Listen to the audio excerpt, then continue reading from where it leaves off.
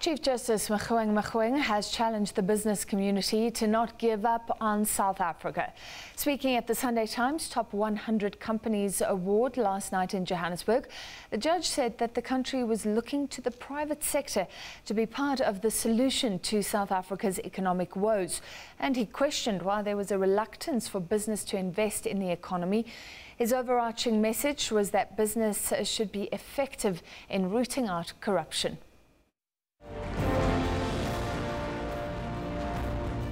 The Chief Justice highlighted racism, the land issue and a continued lack of inclusive economic activity in the country as real problems, which if left unchecked could see the country in flames.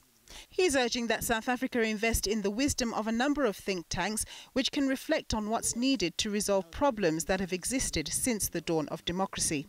As these think tanks sit and reflect on what is going to work, let an implementation matrix accompany them.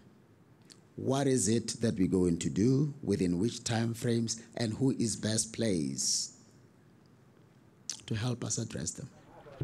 The Justice asked business how serious it was about issues like climate change and mitigating it. He cited the recent drought which saw many farmers suffer as their crops failed in the face of over-indebtedness, adding that it was important for business to consider the causal links between industrial activity and climate change.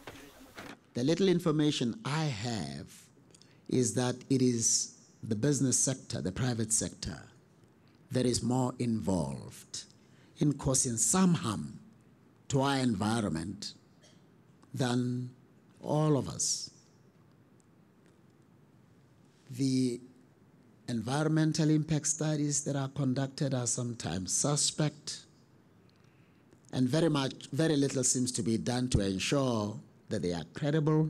But even if it is on the basis of credible environmental impact studies that businesses are approved, are they ever implemented?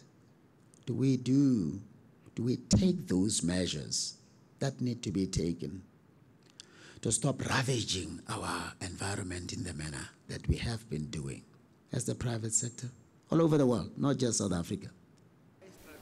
Mogoeng talked about the importance of business complying with the nation's laws, not for compliance sake, but with a motive that seeks to meaningfully contribute to the nation. He challenged businesses to look at why it is some of them choose to fund political parties, warning that these tactics are usually about the selfish interests of the business, not broader society. What drives you to do it?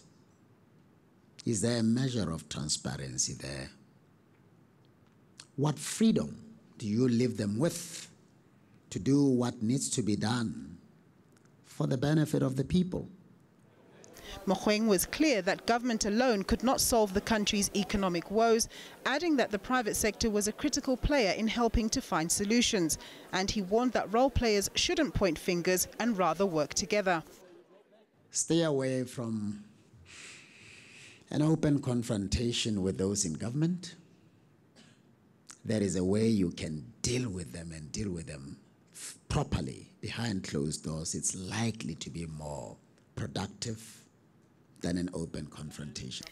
In his closing statements, he asserted to business that the judiciary has in recent times proven beyond doubt that it is an independent institution, that ultimately business should know that its property or asset rights would be upheld by the judiciary in the event of them being threatened.